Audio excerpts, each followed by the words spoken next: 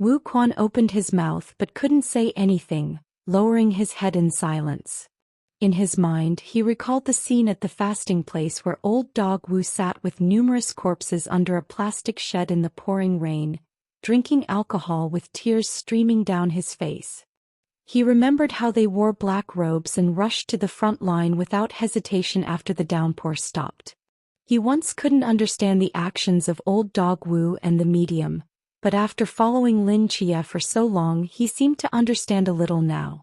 He was willing to use his abilities to protect the world, but calling it his lifelong wish seemed somewhat inappropriate. Deep in his heart, there was something more important than protecting the world. When he was young and drawing that black umbrella on the wall, he already had a goal worth pursuing for a lifetime. The person under that umbrella was his true lifelong wish. Wu Quan didn't want to deceive Hu Xubing.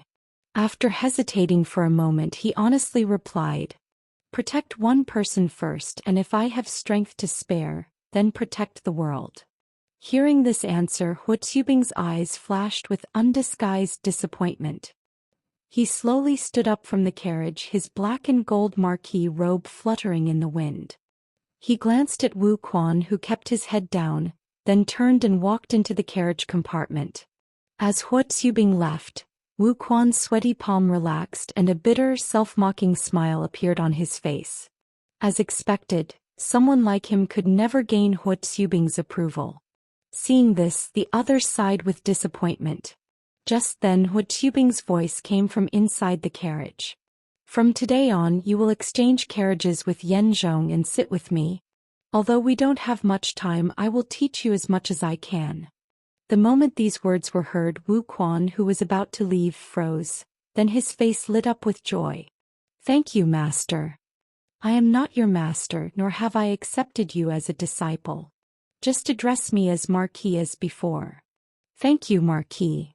Although they weren't master and disciple, Hu Xubing's promise to teach him Emperor's command was enough. Wu Quan bowed deeply to the carriage, his heart filled with gratitude. Afterward, Zhang Yuwu and others began preparing food. Since the horses hadn't awakened yet, they took this opportunity to eat something, saving time for the journey ahead.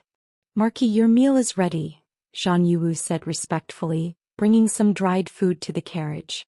"I'm not hungry yet," Hu Xubing's voice came from inside. "But, Marquis, there won't be time to eat once we're on the road," I said. "Give it to me." Before Hu Xubing could finish, Lin Chia took the dried food from Zhang Yuwu's hand and gave him a look. After hesitating briefly, Zhang Yuwu nodded and left. Lin Chia took the food, lifted the carriage curtain and stepped inside. In the empty carriage, Hu Xubing sat alone in the center, one hand covering his mouth as he coughed silently. Thin streams of blood flowed through his fingers, dripping onto the carriage floor. Lin Chia looked at that pale face with a complicated expression. He took out a silk paper he had prepared from his sleeve and handed it to Hu Xubing, who glanced at him and took it. "When did you find out?" Hu Xubing asked hoarsely as he wiped away the blood. "My nose is sensitive. I smelled the blood when you hid in the bushes to cough it up." Lin Chia sat down beside him. "How much time do you have left?" 3 months at most." 3 months, Lin Chia sighed. "So that's why you agreed to teach Wu Quan?" "I'm already dying. If I can pass on my lifetime of knowledge to that child before then, perhaps he can go further than I did." Hu Xubing paused. "Although his lifelong wish differs from mine, I can't force everyone to become like me, can I?" Lin Chia looked at him deeply. A champion marquis who exhausts himself worrying about the world. It would be hard to find a second one. Hu Xubing slowly closed his eyes without speaking. "Do you not plan to let them know about this?" "Not yet." Hu Xubing shook his head. "The Demon Suppression Bureau has just been established and their entire faith rests on me alone. If they knew my days were numbered, their hearts would scatter." "Indeed." Lin Chia sighed. He had screened all the people in the Demon Suppression Bureau and knew clearly that these talented individuals with special abilities chose to join the Bureau because they admired the champion marquis. The current Hu Xubing was the backbone of the entire Demon Suppression Bureau. Because of his existence, these extraordinary people could unite as one in such a short time. But if Huotsubing died, who would be qualified to lead them? Would they willingly submit to anyone other than Huotsubing? So what do you plan to do after 3 months? Huotsubing remained silent. He slowly lifted a corner of the curtain, his gaze falling on Gong Yongwan, who was eating dried food alone in a distant corner. Seeing Gong Yongwan, Lin Chia seemed to guess something, and his brows immediately furrowed. Don't tell me you want her to eat you? Gong Yongwan's ability is powerful. If she could swallow me, she could not only transform into my appearance but also use my Emperor's command. If she could impersonate me and continue to lead the Demon Suppression Bureau, all problems would be solved. So that's why you didn't kill her? Lin Chia immediately shook his head. Are you insane? Do you want to be trapped inside her forever, becoming a power she can control at will? My lifespan is already extremely short, but if she guards the Demon Suppression Bureau, it can exist forever. If so, what's wrong with becoming her power? Huotsubing's expression was completely calm. No, you can't do this. You are Huotsubing. Lin Chia immediately stood up and pulled down the carriage curtain, speaking firmly. Marie, if you trust me, leave this matter to me. No matter what, I won't let you become someone else's internal power. Huotsubing looked deeply at Lin Chia, and a smile appeared on that pale, weak face. All right, I trust you. He lowered his head and carefully wiped the blood stains from his marquee robe with the silk paper. Under the drive of his command power, his blood circulation improved, forcibly suppressing the paleness in his face. He stood up and lifted the curtain, standing tall in front of the carriage. Looking westward, his black and gold marquee robe billowed in the wind, making him look like a towering young giant. Let's go, he said calmly. 5 days later. Western regions of the Han Dynasty, near Qingshan County. In the howling cold wind, a merchant caravan slowly moved across the frozen ground. A man wrapped in thick clothing squinted at the distance. Under the dim setting sun, the outline of a city was drawing closer. This damn weather, it's freezing to death, the man cursed, holding a heating stove in his arms. Everyone hang in there. Qingshan County is just ahead. After this journey is complete, we can all enjoy a few days of comfort. Beautiful women, fine wine, delicious food. Qingshan County has it all. As the man shouted while quickening his pace toward the city, a voice came from beside him. Brother, is that a person lying in the snow over there? The man paused, looking in the direction indicated. Sure enough, in the snow not far away, there was a vague figure, motionless, unclear whether dead or unconscious. Another beggar from somewhere? In this cold weather, wearing so little and daring to beg outside. It would be a miracle if they didn't freeze to death. The man snorted coldly. A few of you go check if they're alive or dead. If they're still breathing, bring them into the city with us. Consider it a good deed. Several figures quickly ran toward the snow. After one of them checked for breathing, he carried the person on his back and hurried back. Brother's still alive. It's a woman. She's lucky. Throw her on the cargo cart. They immediately placed the figure on the cart, and with the caravan's bumpy journey, they entered Qingshan County together. The caravans skillfully navigated the streets, found people for handover, unloaded cargo, and soon emptied the cart, leaving only that figure lying alone on the wooden planks, appearing almost dead. Brother, what about her? The man clicked his tongue, approached her with his heating stove and examined her carefully. The woman wore tattered blue clothing with frozen scabs of wounds all over her body. Her blood-stained black hair was messily spread across her face, making it impossible to see her features. If not for the faint white breath coming from her nose, she would have looked exactly like a corpse from the wilderness. The man reluctantly reached out and patted her cheek. Her eyelashes, covered with ice and snow, trembled slightly, weakly opening a small gap. Hey, can you move? If you can walk by yourself. The man took out some silver pieces from his pocket and stuffed them into her hand. We've done what we could. If you're going to die, don't die here. We're not having an easy time traveling for business either. Don't bring us bad luck. The woman supported herself on the wooden planks and stood up unsteadily, her gaze sweeping around in confusion. Where is this? Qingshan County. Qingshan County, she murmured the name, and a hint of clarity appeared in her murky eyes. A city? You brought me into the city? Yes, you passed out in the snow outside the city. If it weren't for my brother's kindness, you would have frozen to death, one figure said. Her brows immediately furrowed as she gritted her teeth and dragged herself toward the city gate. Several silver pieces fell from her clothes, making a crisp sound as they hit the ground, but she didn't even look down. Hey, are you sick in the head? My brother gave you money out of pity, and this is how ungrateful you are. As that person was about to chase after her, the man stopped him with his hand, shaking his head and saying, "This woman is just crazy. Let her be. Come on, brothers. I'm treating you all to drinks at the pleasure quarter." Great. The crowd departed amid cheers.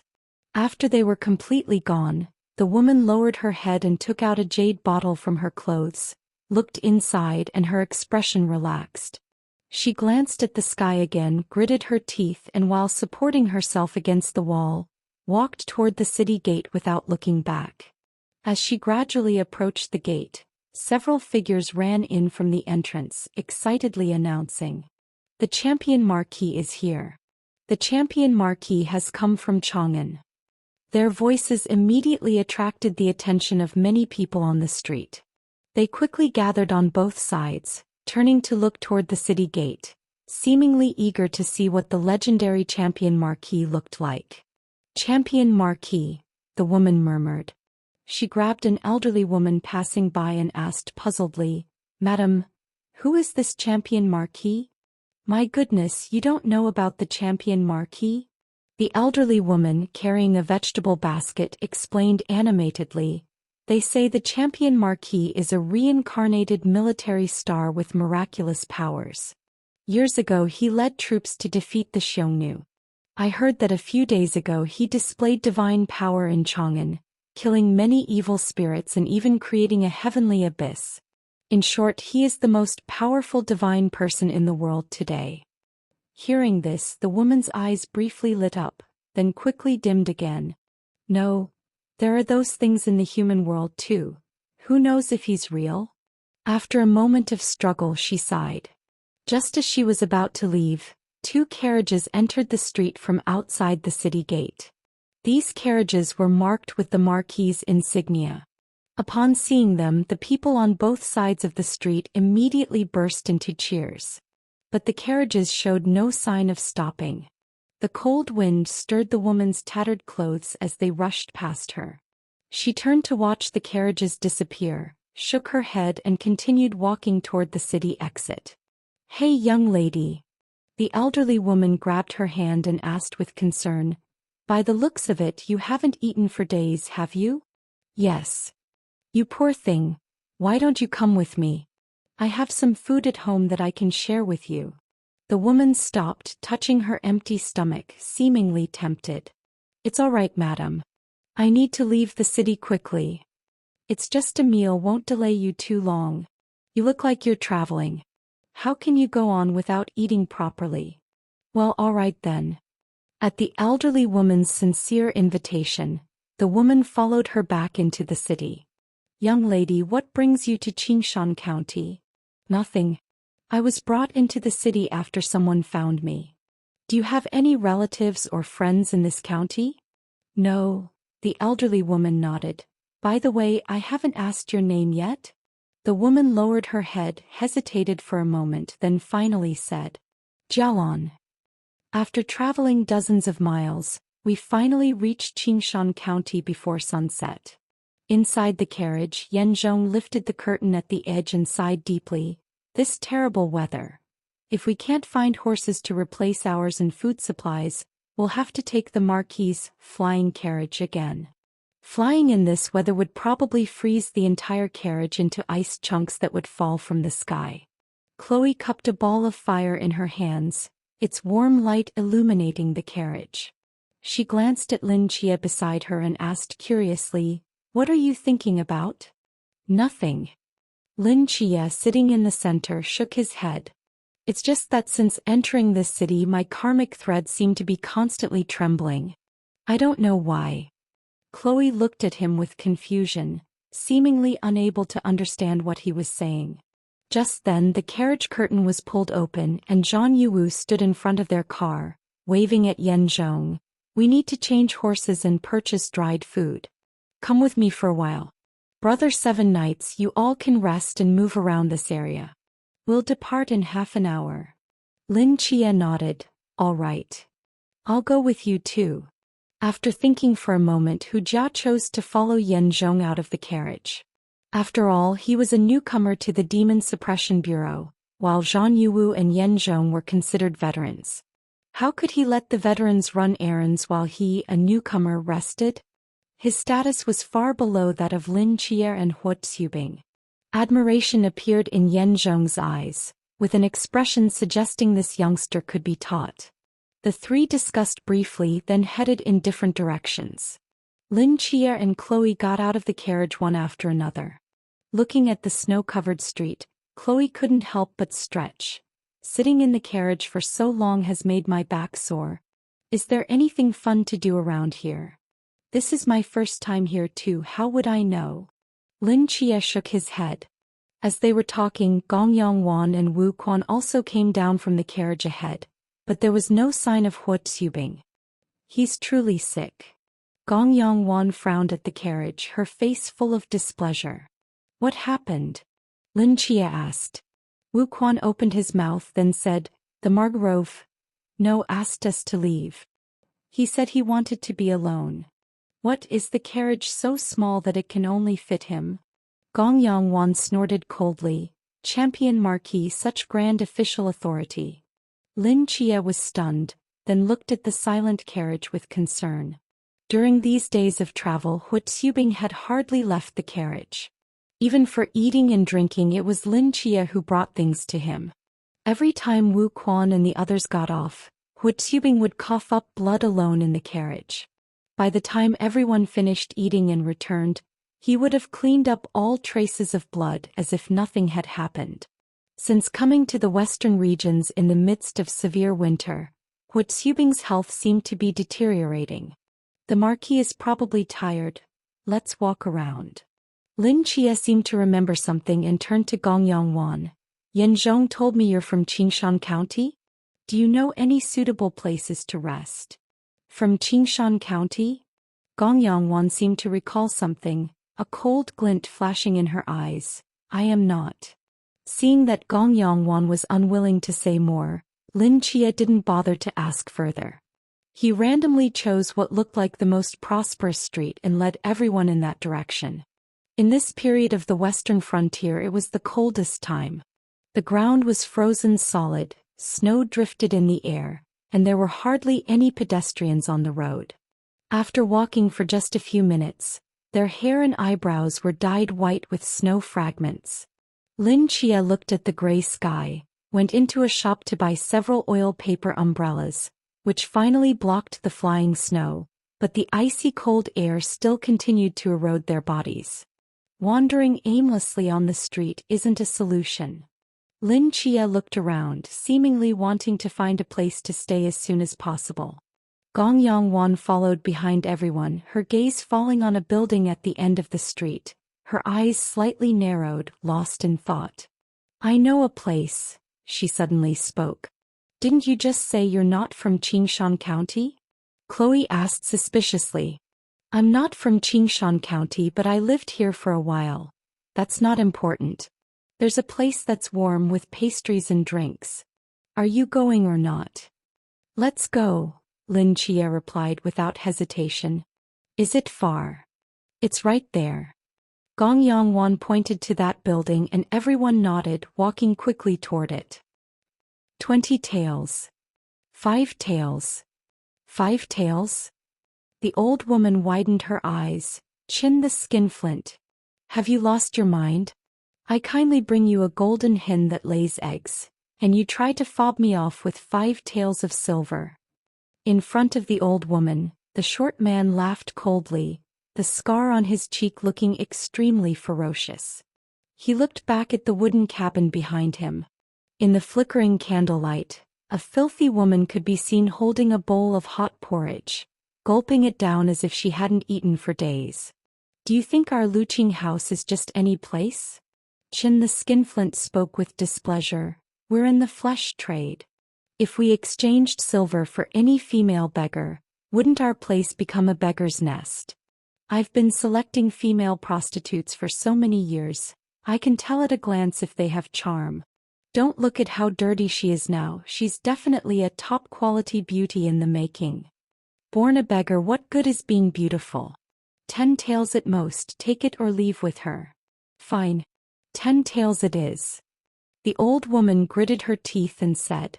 Chin the Skinflint unhurriedly took out 10 taels of silver from his bosom and threw them on the ground in front of him. The old woman immediately bent down to pick them up one by one, her wrinkled face smiling like a chrysanthemum. After giving the silver, Chin the Skinflint walked directly to the wooden cabin and kicked open the door. Bang! Jalan paused with the porridge bowl in her hand. She turned her head, looking puzzled at this strange man. Who are you? Madame Zhou's son. Pa. Chin the Skinflint spat. How could that old wretch have a son? Now you've been sold to our looting house. Someone will take you to bathe and change clothes soon. Let me taste the goods first and teach you some useful skills, then you'll enter the house to receive customers. Jalan held the porridge bowl, looking at him in confusion, seemingly unable to understand what he was saying. I'm not going anywhere. After finishing the porridge Madame Zhou gave me, I should leave the city. Jalan shook her head. You think you have a say in this? Chin the Skinflint snorted coldly, one hand knocking away the porridge bowl in her hand. With a crisp sound, the floating rice porridge mixed with bowl fragments spread across the ground. The next moment, Chin the Skinflint's rough hand reached directly for Jalan's collar. Jalan frowned, her right hand lightning fast locked his wrist. A faint blue light flashed from her eyes, and just as she was about to strike, an unhealthy flush suddenly spread across her face, and the raised light quickly dissipated. Cough, cough, cough. She weakly released Chin the Skinflint's wrist. He staggered back several steps, looking at Jalan with astonishment. You're an anomalous one. Jalan wiped away the blood seeping from the corner of her mouth. A familiar sense of dizziness surged in her mind again. She looked down at the wounds all over her body and murmured, still too severely injured. Seeing Jalan's face visibly deteriorate, Chin Pippi also reacted, sneering. So what if you're an extraordinary? Do you think we don't have powerful backers? Let me tell you, 5 miles east of Qingshan County is Qinglong Fortress, where all 4 leaders are extraordinaries. The first leader's sword strikes like a bird's call, invisibly beheading hundreds. The second leader can transform into black mud, impervious to 1,000 weapons. The third leader uses mind-binding techniques that no one can escape. The fourth leader spews raging fire, burning heaven and earth. My Luqing house has always been on good terms with Qinglong Fortress. If I give the order, all 4 leaders will come to capture you immediately. Do you believe it? Jalan had no intention of arguing with him. Dragging her weakened body, she took steps toward the door but was blocked by Chin Pippi, who sneered. Since you're an extraordinary, there's no need for you to entertain guests anymore. From now on you'll focus on serving me. If you take good care of me, you won't lack for rewards. Get out of my way, Jalan said sternly. If I don't leave the city quickly, you'll all die. Threatening me? Chin Pippi laughed. How interesting. About 2 years ago, a young extraordinary came demanding we release his sister. Otherwise he would bathe our Luqing house in blood. Do you know what happened to him? Later, all 4 leaders of Qinglong Fortress joined forces and took him and his sister back to their fortress. The first leader, who had those perverse tastes, tortured him nearly to death. Do you think your fate will be any better than theirs? Jialan's gaze instantly turned cold. Boom! A faint blue light flashed in her pupils as her fist struck Chin Pipi's chest, sending him crashing through a wall like a broken kite, leaving him bloody among the rubble. After forcing herself to throw that punch, Jialan's face grew even paler. She swayed, nearly collapsing, and had to support herself against the wall as she left the wooden house, slowly making her way along the icy snow path toward the city gate. Luqing House. Seeing the brightly lit building before them, Lin Chia and his companions exchanged strange looks. Another place like this? Even if we're touring brothels, did we have to come all the way from Chang'an for this? Lin Chia couldn't help saying. I think it's nice, it's warm and we can eat. Besides, what if Qingshan County's dance house is more interesting than Chang'an's? Chloe's eyes sparkled. Gong Yangwan stood beside them without speaking, merely touching her cheek lightly to transform into the face of a handsome young man. Seeing this, Chloe skillfully took out her veil and bamboo hat to conceal her appearance. Seeing no better place nearby, Lin Chia sighed and led the three inside. With money paving the way, the four successfully entered a private room. Soon many snacks and food were served. Outside, the cold wind howled, but inside were scantily clad courtesans everywhere, creating a heated atmosphere amid the sounds of feminine chatter. Lin Chia frowned, waving away the courtesans who came to serve them, and closed the door. How is Qingshan County's dance house so different from Chang'an's? Chloe covered her eyes with her hands, secretly peeking through her fingers at the exposed courtesans below, her cheeks turning red. Wu Chuan sat at the table, head lowered, eyes fixed downward, completely shutting himself off from the environment.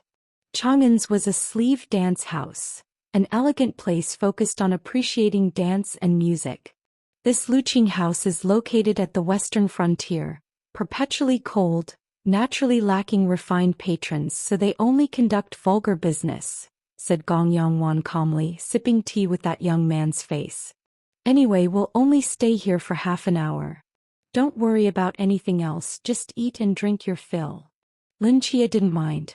For modern people, the courtesan's attire was nothing special. On any modern beach you could find more eye-catching sights. After eating some snacks, Gong Yangwan slowly stood up and walked toward the door. Where are you going? Lin Chia asked. To the restroom, Gong Yangwan replied without looking back. As Gong Yangwan left, Lin Chia, who was eating snacks, narrowed his eyes slightly. After pondering for a moment, he also stood up. You two wait here. I need to use the restroom too. Luqing House.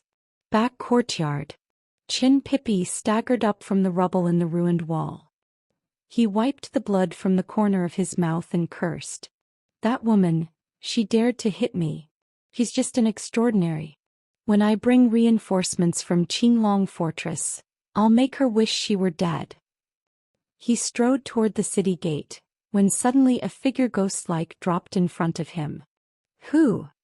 This sudden shadow frightened Chin Pipi, making him step back with a somewhat ferocious expression. In the dim, snowy darkness, a young man with a hairpin walked slowly toward him. Cold eyes reflected a chilling light, making the already freezing courtyard feel even more bone-chillingly cold. Upon seeing the young man's face, Chin Pipi was stunned, then spoke in terror. Upon seeing the young man's face, Chin Pipi was stunned, then spoke in terror. Gong Yangzhua. How is this possible? Weren't you already killed? The young man didn't speak. He just silently walked up to Chin Pipi, who wore a horrified expression, and stumbled backward until he hit a wall. Finding no escape, his face turned vicious as he pulled out a short knife from behind his waist and swung it fiercely at the young man's face. I don't care if you're human or ghost. I'm not afraid of you. Clang. Before Chin Pipi finished speaking, the young man deflected his knife with bare hands. Vaguely, that young face flickered, transforming into a beautiful woman. No, you're Gong Yangwan? Seeing this dizzying face-changing technique, Chin Pipi was completely confused. He opened his mouth to say something more when a palm swiftly struck his cheek. Gong Yongwan's strength was formidable. One slap sent Chin Pippi to the ground, spitting broken teeth mixed with blood onto the snow, his ears ringing. "We meet again. Chin Pippi," Gong Yongwan said calmly. "You dare hit me? You filthy woman, you dare hit me?" Chin Pippi was dazed by the slap. After a moment, anger surged in his heart and he suddenly stood up, roaring, "You're asking for death." Slap. Gong Yongwan delivered another slap to his other cheek, sending him flying. Painful whimpers came from nearby. "So what if I hit you?" Gong Yongwan sneered. "Don't think you can do whatever you want just because you escaped the fortress. Just you wait, when the first leader and others arrive." First leader." Gong Yongwan raised an eyebrow as another face flashed onto hers, a man with a ferocious expression, coldly looking down at Chin Pippi. "You mean the first leader whom I castrated, chopped into pieces and devoured alive?" Seeing the familiar face before him, Chin Pippi froze on the spot. Are you human or ghost?" "A ghost," Gong Yongwan coldly sneered. "A vengeful ghost who will kill you all."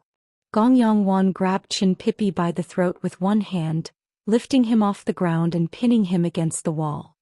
His feet dangled in the air and no matter how much he struggled he couldn't escape her grip at all. Her face returned to its original appearance, her eyes narrowing slightly. "Assassination, poisoning, inciting war, fighting to the death.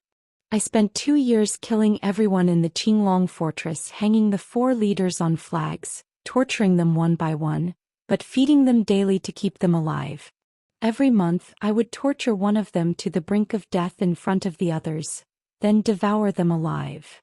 I castrated the first boss who violated my brother, chopped him 312 times, and by the time I ate him he was nothing but mush.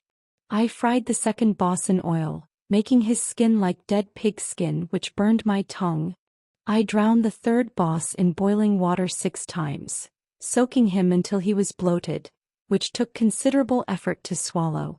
I made thousands of small cuts on the 4th boss's body with a knife tip and soaked her in a vinegar pool, which was so sour I had to drink 2 vats of water. Do you know what their eyes looked like in the end?" Gong Yongwan's voice sounded like a demon in Chin Pippi's ear, his face turning pale, his entire body trembling uncontrollably. "They were begging me. They were willing to do anything for me to end their suffering quickly. They knelt, they kowtowed, their dignity and arrogance completely turned to mush. They were like dogs, using every means to please me. But how could I possibly grant their wishes? Just as they were about to find release, I ate them all into my stomach. From then on, they could only continue their suffering inside my body. Even if they wanted to die, they couldn't." Gong Yongwan's expression grew increasingly ferocious and crazed. "They deserved it. These beasts deserved to die. As it was only 14. How could they do such inhuman things? I wish I could dig them out of my body right now and torture them for 10 more days and nights. The people of Qinglong Fortress have paid the price. But what about you? If it weren't for you, Chin Pippi, how would I have been sold to Luqing House? How would those beasts have noticed me? Azu fortunately awakened his power and tried to save me but was killed by you all. Isn't all of this rooted in you, Chin Pippi?" Gong Yongwan almost roared these words, her hand gripping Chin Pippi's throat tightened, choking him until he couldn't breathe, his entire face turning red. Just as Chin Pippi was about to be choked to death, Gong Yongwan loosened her grip, and he collapsed to the ground like mud, gasping violently. "Killing you like this would be too merciful." Gong Yongwan slowly bent down to his ear and calmly said, "Tell me, how should I torture you?" A chilling coldness surged into Chin Pippi's mind, as if he had fallen into an ice cave. "I was wrong. I was really wrong," Chin Pippi stammered. No, Sister Wan. This has nothing to do with me. I was just doing business, I had no choice." Gong Yongwan slowly stood up, her gaze sweeping around, noticing the stone debris scattered on the ground. Something seemed to occur to her and her eyes narrowed slightly. She walked over to grab a handful of stone debris, returned to Chin Pippi and spoke calmly. No choice? Then what about those girls you sold to Lu Qing House? Didn't they have no choice either? Chin Pippi, how do you feel about dying by choking on stone debris? Looking at the handful of stone debris in Gong Yongwan's hand, terror appeared in Chin Pippi's eyes. Just as he opened his mouth to beg for mercy, a hand firmly pressed against his mouth. Dry, icy stone debris rushed through his throat into his esophagus and trachea. Chin Pippi's eyes widened, instinctively trying to rise and cough, but Gong Yongwan pinned him firmly to the ground. At this angle, even if he tried to cough out the debris from his airway, it would quickly flow back in. After several attempts, a sense of suffocation surged through Chin Pippi. His entire head swelled red and he began to roll his eyes. At that moment, Gong Yongwan grabbed his collar, pulled him up to a sitting position, and slapped him hard on the back, causing the debris to violently cough out of his airway. Chin Pippi's eyes widened as he gasped desperately for air. Just when he thought he had escaped, another handful of stone debris was stuffed into his mouth. Gong Yongwan coldly looked down at the struggling Chin Pippi. Flying snow fell from the sky onto Qingshan County. The enthusiasm and dancing at Lu Qing House were like flames, while in the back courtyard, a sense of despair spread madly in the silence. 2, 3, 4, 5. By the time the fifth round of stone debris was stuffed into Chin Pippi's mouth, he had completely lost all strength. He lay on the ground like a pile of mud, his eyes hollow and desperate as he stared at the gray sky. The stone debris blocked his airway and no breath went in or out. Moments later he became a corpse. Only lasted 5 times. Gong Yongwan calmly stood up, coldly glanced at the corpse and turned to walk back into Lu Qing House. However, she had just turned around when she stopped in her tracks. She frowned at the man wearing a wintergreen traditional outfit and holding an oil paper umbrella, her gaze immediately turning cold. You followed me? Yes, Lin Chia admitted directly. I thought it was strange that you suddenly wanted to come to this place, and now I see that from the beginning, you planned to trick us into coming here to seek revenge. How much did you see? Everything. Then why didn't you stop me? The Marquis forbids you from killing people, but scum don't count. Lin Chia calmly looked at the corpse on the ground. However, I didn't expect you to be so ruthless. In the hellish years of my past, I learned only one thing. As a woman, if you're not ruthless, you can only be trampled upon, Gong Yongwan sneered. Whether they call me a female demon or a man-eater, I don't care what people think of me. She placed her hand gently on her chest and between the dancing snowflakes, her eyes flashed with determination. Aziz suffered all the torments of the world for me in life. Now that he has become one with me, I will never let him suffer the slightest grievance. Gong Yongwan will definitely take him to the top of this world. Looking at Gong Yongwan in the snowstorm, Lin Chia let out a long sigh. He roughly understood the reason why Gong Yongwan had become like this. He never imagined that the gentle senior Gong Yongwan he had met on the National Fate Island had such a tragic and bitter past. Therefore he did not stop Gong Yongwan from killing Chin Pippi. In this era, there were many scoundrels like him and countless young women had suffered from his coercion. This manner of death was well deserved. What do you want to do? What? Don't you want to stand at the top of the world? Gong Yongwan frowned at Lin Chia and after a moment's pause slowly said, Of course I want to break free from Huo Tsubing's control before making further plans. I don't have the habit of being someone's dog. If you're worried about the return heart parasite, I can help you solve that problem. You? Why would you help me? Because I promised you. Lin Chia paused briefly. Although it was to another version of you. During the Chang'an crisis, Lin Chia had indeed promised Gong Yongwan that he would help her solve the return heart parasite problem. Though at that time, neither he nor Gong Yongwan realized she was a counterfeit. Nevertheless, the fact that Gong Yongwan was willing to save the people of Chang'an was real, And Lin Chia didn't want to owe this favor. Gong Yongwan squinted at him as if trying to see what he was really thinking. However, I want to remind you of a few things, Lin Chia slowly began. First, the Marquis doesn't treat you like a dog. He planted the return heart parasite in you only because he was worried you might do evil. Second, if you want to stand at the top of the world, the most suitable place is actually right here. Here. Gong Yongwan was stunned, and when she saw Lin Chia's finger pointing at the jade tablet at her waist, her brows slightly furrowed. I thought you had some earth-shattering idea, but in the end you just want to trick me into working for the Demon Suppression Bureau?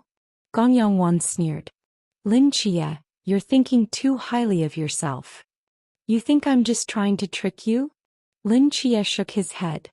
If your eternal face wants to grow stronger, the fastest way should be to devour more supernatural practitioners. I ask you, would you resort to any means necessary to devour people for power? I only devour vicious people like the leader of the Green Dragon Gang, Gong Yongwan answered firmly. Then let me ask you, 2 years from now, where will you find the most vicious supernatural practitioners? Gong Yongwan fell into deep thought.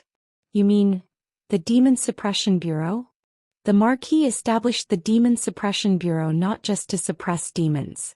Do you think the Bureau would ignore people like the Green Dragon Gang leader who abuse their powers? 2 years from now, the place with the most supernatural practitioners will definitely be the Demon Suppression Bureau. And the place with the most vicious practitioners will certainly be the Bureau's prison. Now, do you still think I'm trying to trick you? Gong Yongwan remained silent, seriously considering his words, seemingly tempted. Although Lin Chia might be trying to trick her into joining the Demon Suppression Bureau, his reasoning was undeniably attractive. Previously, Gong Yongwan had been too focused on regaining her freedom to realize the Bureau's function. Now that she thought about it, the Bureau's future prison would undoubtedly be a treasure trove for her. I'm just giving you a suggestion. What you do is up to you. Having said what needed to be said, Lin Chia didn't want to push too hard and turned to walk toward Lu Qing Ward. At that moment, his peripheral vision caught sight of bloodstains on the ground nearby. He suddenly stopped, sniffed, and frowned. Something was wrong. The smell of this blood wasn't Gong Yongwan's nor Chen Bapi's. Could there have been a third injured person in this courtyard not long ago? And why was this blood scent so familiar? Lin Chia walked to the bloodstain and sniffed carefully as if trying to recall something. Suddenly, a figure flashed through his mind like lightning. Lin Chia's pupils contracted violently. Lin Chia whirled around and, using this body's terrifying sense of smell, instantly locked onto the trail of the blood scent. He rushed out through a small door with lightning speed. Hey, where are you going? Gong Yongwan called out as Lin Chia suddenly left like a madman. You go back to the ward and meet up with them first. I have something to do. Lin Chia's voice came from afar, his figure already vanished. Feather-like snow fell from the gray sky, dyeing the entire Qingshan County white.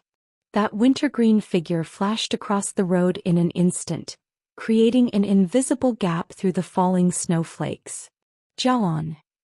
There was no mistake, that blood scent belonged to Jialon.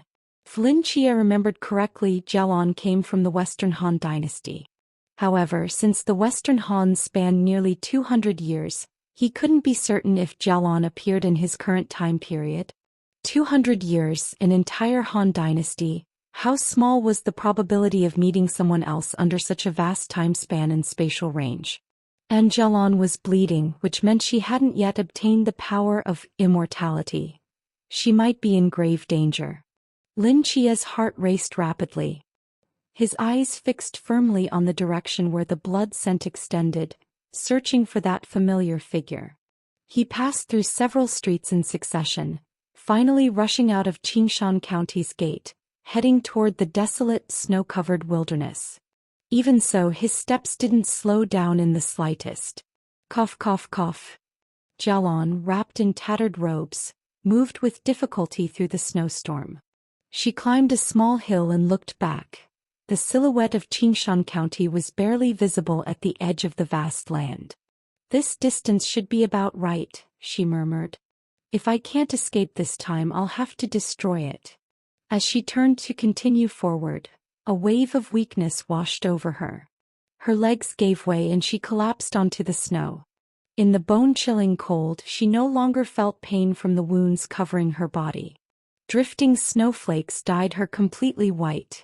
She looked down at the medicine container in her arms, clutching it tightly like a treasure as her consciousness gradually blurred. She lay on the soft snow, surrounded by deathly silence. Through her hazy vision, a wintergreen robe fluttered as someone rushed toward her. Sister Han Qing? A glimmer of light appeared in her eyes as she blinked hard, trying to make out the face of the approaching figure. Whoosh! The figure crossed the flying snow, arriving beside her like a fleeting vision.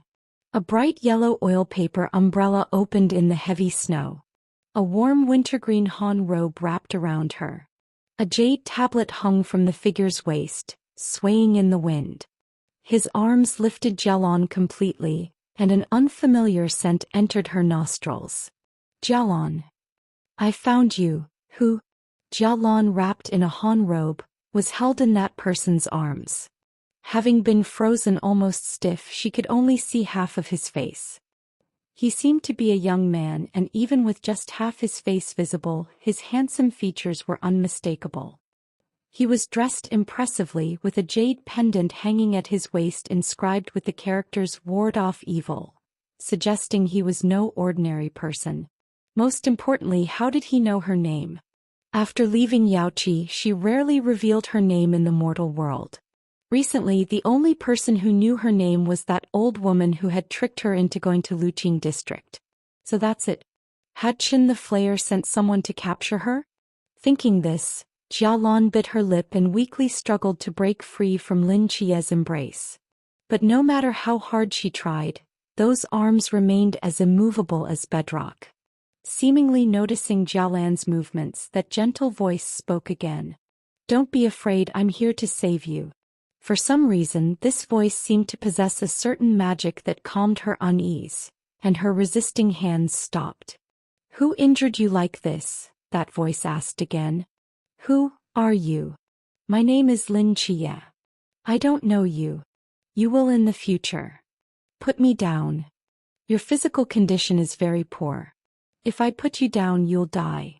That's none of your business. Put me down. Tell me who injured you like this and I'll put you down. Why are you asking this? It won't help even if you know. How do you know it won't help if you don't tell me? Seeing Lin Chie's stubbornness, Jialon felt embarrassed and angry. As she watched the walls of Qingshan County drawing closer, she became so desperate that she opened her mouth wide and bit down on his palm. Ah! What's wrong? Your hand is so hard. You broke one of my teeth. It's too late. Put me down quickly. They're coming. Jialon endured her toothache while trying to pry open Lin Chie's hand, but no matter how hard she tried, it was completely ineffective. Who? Those monsters that want to kill me. Lin Chie's eyes narrowed, and in his mind appeared the images from the coffin in Fengdu years ago. If his deduction was correct, what was painted on that coffin depicted Jialan's experiences in this era, the most memorable being those endless, tide-like bizarre creatures. Due to the limited size of the painting and the difficulty of craftsmanship, the appearances of those monsters were almost indistinguishable, but undoubtedly, they all seemed to be coming for Jialon. Put me down quickly. I can't enter the city. Otherwise, they'll harm the other citizens inside. Jialon became increasingly urgent. Lin Chie stopped walking. How long do we have? Half an incense stick at most. Put me down and leave quickly, you can't handle them. Half an incense stick. Indeed, not enough time to go back. Lin Chie glanced at distant Qingshan County, then turned and carried Jialon toward the snow and ice. When he reached the top of a hill, he carefully set Jialon down. The wintergreen Han robe wrapped around her made her look like a tightly wrapped zongzi, with only her dirty little head exposed, looking at Lin Chie. You let me out. Jialan tried to break free from the robe, but Lin Chia had used some method that made it impossible to escape, as if it had become one with her. Jialan rolled around on the ground wrapped in the robe, and just as she was about to roll down the hill, Lin Chia pulled her back with one hand. Looking at that dirty, stubborn face, he couldn't help but smile. "What are you laughing at?" Jialan angrily exclaimed. "I'm not laughing." Lin Chia's smile grew even brighter. "You are laughing. Do you know who I am? If you dare do anything to me, you're dead." "Oh. Who are you?" "I am," Jialan started to say, then realized something and swallowed the second half of her sentence. "You don't need to know." "Yes, yes, yes." Hearing Lin Chia's perfunctory tone, Jialan grew even more embarrassed and angry. Just then, a thunderous sound came from the horizon. Lin Chia's expression changed slightly as he turned to look at the clouds above. "Thank you for the clothes and umbrella. Leave quickly.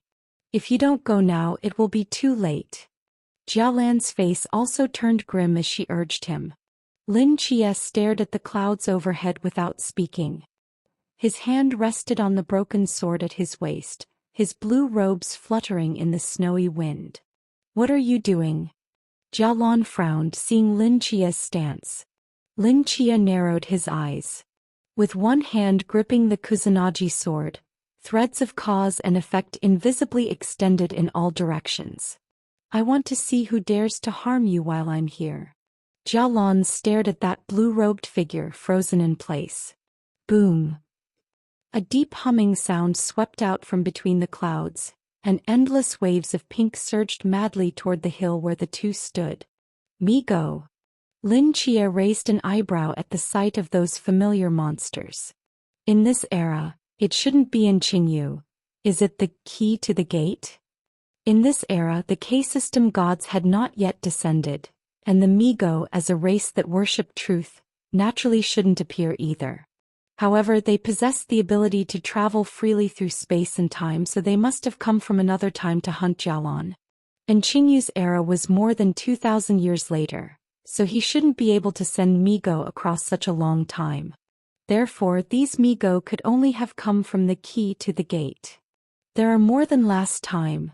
Jialan's face turned extremely grim at the sight of the pink figures filling the sky. Her gaze fell on Lin Chia as if she was struggling with something. "Hey, your name is Lin Chia. What is it?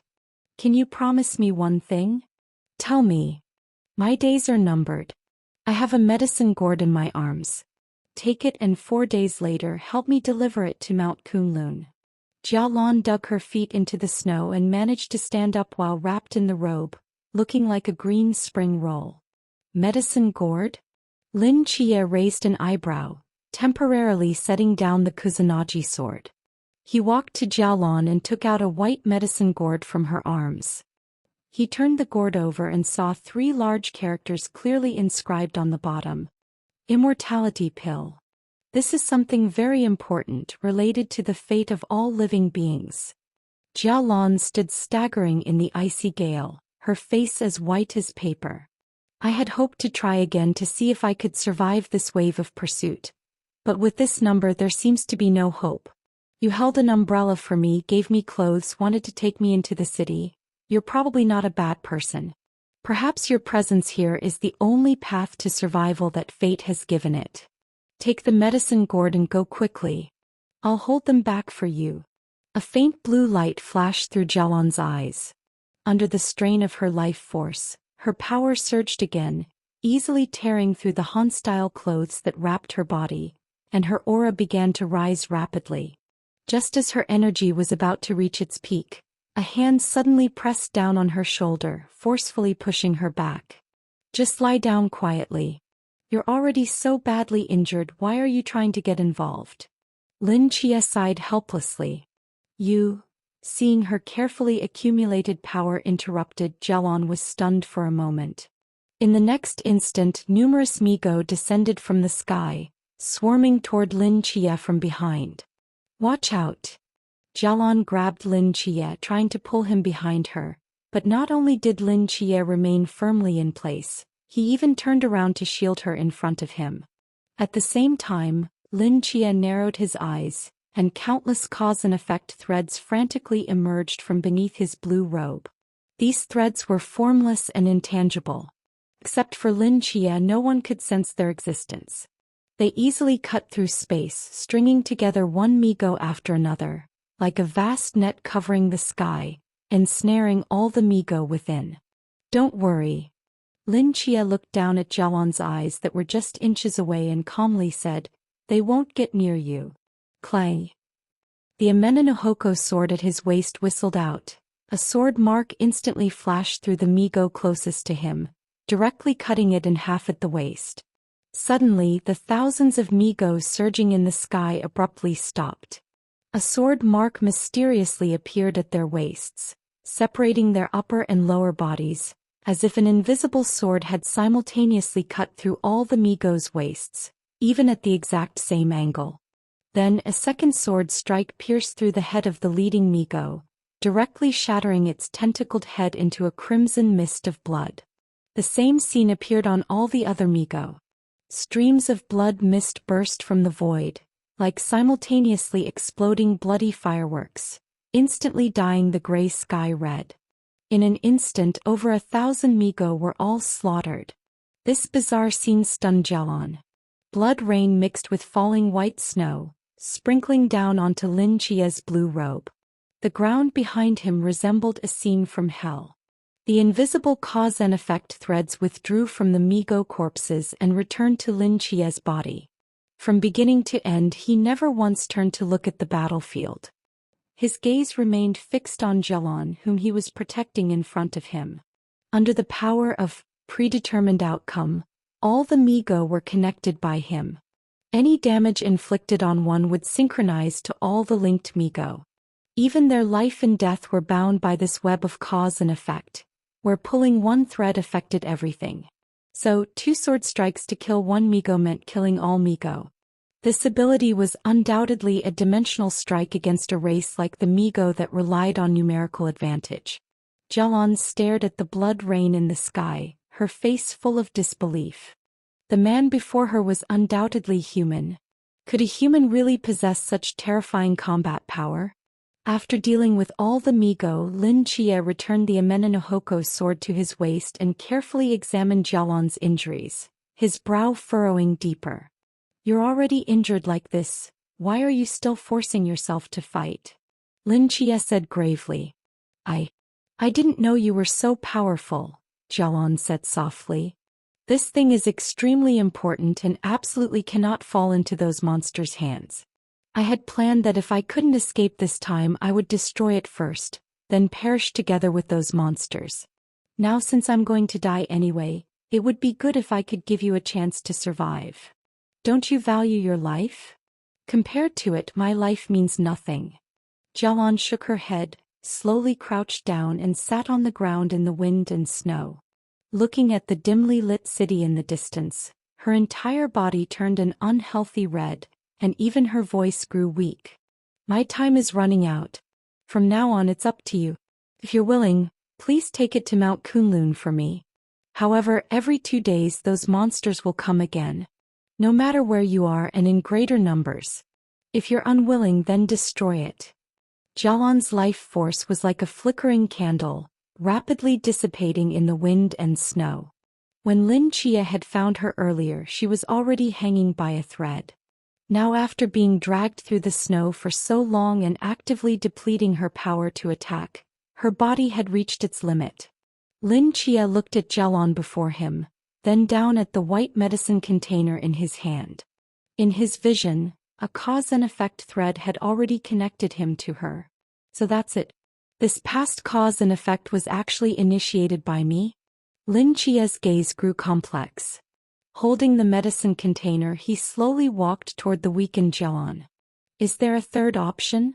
Lin Chia asked. A third option? Jialan was stunned, frowning as if seriously pondering something. There shouldn't be a third.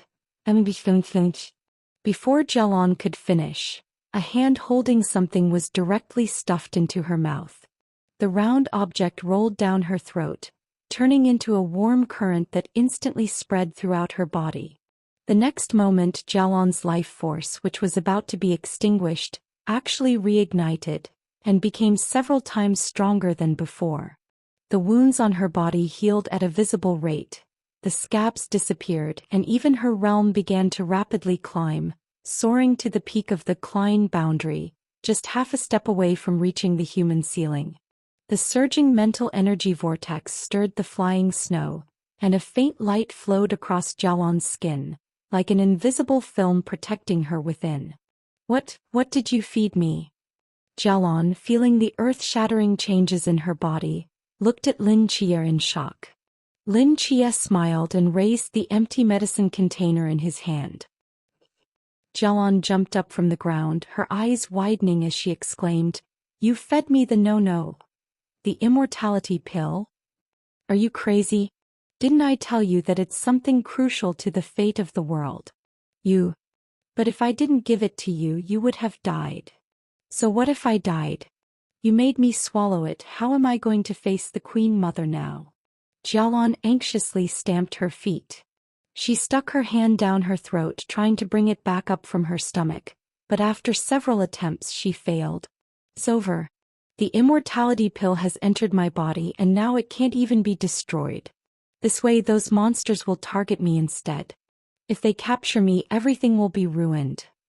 Looking at the pale-faced Jialan who kept muttering to herself, Lin Chia sighed helplessly.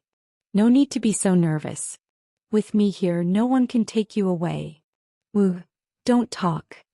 Jialan was almost crying with anxiety. Let me think.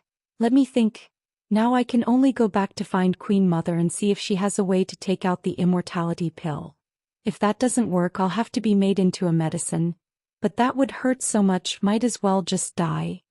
Before Jialan could finish speaking, that light yellow oil paper umbrella was once again sheltering over her head, keeping the flying snow at bay. "I said don't worry." Lin Chia, dressed in blue, spoke with absolute calmness. "Whether it's Migo, key to the door, or Queen Mother of the West, with me here no one can hurt you, let alone turn you into medicine, understand?" Jialan was slightly stunned. Looking at that face so close to hers, Jialan blinked, perhaps because the image of Lin Chia slashing Migo with his sword had left such a deep impression on her. Standing under his umbrella, she felt an inexplicable sense of security. "Who exactly are you? Why are you helping me?" After a moment, Jialan couldn't help but ask. "My name is Lin Chia," he answered calmly. "I'm the one who holds the umbrella for you." Goose feather-like snowflakes slowly drifted down from the gray sky, yet not a single flake fell into Jialan's hair. The faint sunlight penetrated through the light yellow umbrella, like bright sunshine, pouring down on the two of them, completely isolating them from the wind and snow outside. Jialan stared at his face, momentarily at a loss for words. Clop, clop, clop. 2 carriages drove out from Qingshan County, trudging through the snow, heading straight toward the hill where they stood. Seeing the 2 carriages, Jialan seemed to remember something. "Are you the legendary reincarnated general, Champion Marquis?" Of course, only the divine Champion Marquis mentioned by that old woman could possess such terrifying combat power. "No," Lin Chia smiled. "I am just myself, but I do know the Champion Marquis you mentioned. He's my friend." As the 2 carriages stopped in front of the hill, Yan Zhong, Zhan Yuwu, Hu Jia, Gongyang Wan and others jumped down one after another. Looking at the blood-stained ground around them, their eyes filled with shock, as if unable to imagine what had happened here. "Why did you all come?" Lin Chia asked. "This Marquis sensed your battle aura in the city and thought you were in trouble, so I brought them over immediately." Hu Tubing's voice came from inside the carriage. "It seems we arrived too late." "And this is?" Yan Zhong noticed the unfamiliar woman beside Lin Chia and asked curiously. "Jialan." Lin Chia was about to introduce her to everyone when he suddenly froze, because he didn't know how to explain his relationship with Jialan. Future lover? His team member? The owner of the Third King's ruins? After a moment of hesitation, Jialan spoke up. "Jialan, handmaiden of Yaoqi." Hearing this, everyone's faces showed shock. Handmaiden of Yaoqi? So, she was someone from that divine dwelling place. In human understanding, regardless of whether one was a handmaiden or something else, as long as they came from Yaoqi, they were uniformly called immortals or celestial beings. And now they were meeting a living person from Yaoqi. You're a handmaiden of Yaoqi? Lin Chia asked in surprise. Yes. Then why did Queen Mother at that time? In Lin Chia's mind, he recalled when he faced the Queen Mother of the West at Kunlun Void years ago and asked her to help Jelon. Her expression had seemed somewhat peculiar, and she had left without saying a word. Perhaps something had happened between Jelon and Queen Mother before? Lin Chia didn't ask further, but instead introduced everyone to Jelon one by one. Looking at this group of ridiculously powerful humans before her, Jelon was shocked. This was completely different from the human world she had imagined. When did the human world gain such a group of powerful individuals? This is great. With a Yaoqi handmaiden leading the way, we should save a lot of trouble on our journey. Zhang Yu's face lit up with joy. The horses and supplies are all ready. Shall we set off now? Set off. Gong Yongwan sneered. She glanced at Jelon's disheveled appearance and worn-out clothes. What? Do you Zenyisi people enjoy seeing others look like prisoners? Lin Chia, aren't you going to take her to change clothes and freshen up? Gong Yongwan herself had been in this unkempt state when they brought her to Chang'an, so naturally she couldn't bear to see Jelon, a fellow woman, suffer the same. I was planning to do that, Lin Chia nodded, then turned to speak to Hua Tubing's carriage. Marquis, please wait a moment. We'll be back shortly. No problem. With that, Lin Chia directly grabbed Jelon's wrist and quickly headed toward Qingshan County. Jelon, who hadn't yet reacted, was pulled away by Lin Chia and couldn't help saying, "At a time like this, why bother with such things? It's fine if I don't change clothes. Why worry about so much? Just pick whatever you like." Soon after, Lin Chia brought Jelon back to the carriages. Seeing the heavenly beautiful young woman now wearing a deep blue Han robe, everyone was shocked and couldn't connect her with the dirty girl from before. They had thought Gong Yongwan's transformation after changing clothes was dramatic enough, but Jelon's change was even more striking. Under everyone's gaze, Jelon seemed a bit embarrassed. She instinctively hid behind Lin Chia, her cheeks slightly flushed. The clothes and hair accessories she wore were all bought by Lin Chia. Having just started walking in the human world, she knew nothing about these things, like a doll wearing whatever Lin Chia bought for her. In fact, Lin Chia didn't really understand how to match clothes for girls either. But as soon as he walked into that clothing shop, he saw the Han robe that Jelon wore in his memory, bought it and picked a few pretty hair accessories. But his choices seemed to match Jelon's taste perfectly. When these two figures, one in blue and one in deep blue, returned to the carriages under the oil paper umbrella, everyone's gazes became somewhat peculiar. These two people looked so perfectly matched. Although they all knew these two had just met for the first time, somehow when they walked together, there was an inexplicable sense of harmony. "It's getting late, let's move out." Hua Tubing's voice came from the carriage and everyone returned to their respective vehicles. Jelon, under Lin Chia's guidance, got into the same carriage as him. Seeing Jelon come in, Chloe blinked and very tactfully moved aside a bit, leaving enough space between her and Lin Chia. But unexpectedly, after Jelon politely smiled, she quietly sat in the farthest corner of the carriage. As Chloe opened her mouth to say something, Jelon proactively stood up and bowed slightly to her. "You must be Lin Chia's beloved wife, right? Please don't misunderstand, I'm just traveling with him, nothing more. I'll just sit here. I won't disturb you too." The moment these words were heard, the entire carriage fell into dead silence. Chloe, Lin Chia, Sigma, surprised face. "No. No." The two exclaimed in unison. Their intense reaction startled Jelon. Chloe immediately spoke up. "Don't misunderstand. We're just partners. I'm just helping him with some things." "That's right, you're overthinking it, Jelon." "Oh, is that so?" Jelon nodded in confusion. I apologize for being presumptuous. It's fine, Lin Chia sighed in relief, pointing to the spot beside him. Come sit here.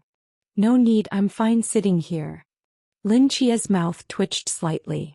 Seeing that Jialon was unwilling to change seats, Lin Chia didn't insist.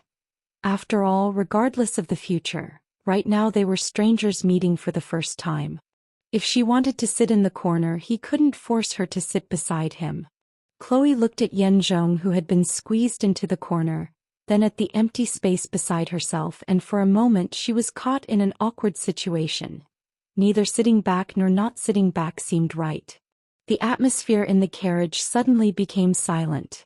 In the end, it was Jialon who broke the strange silence. By the way, where are you all headed? Same as you, to Yaopool.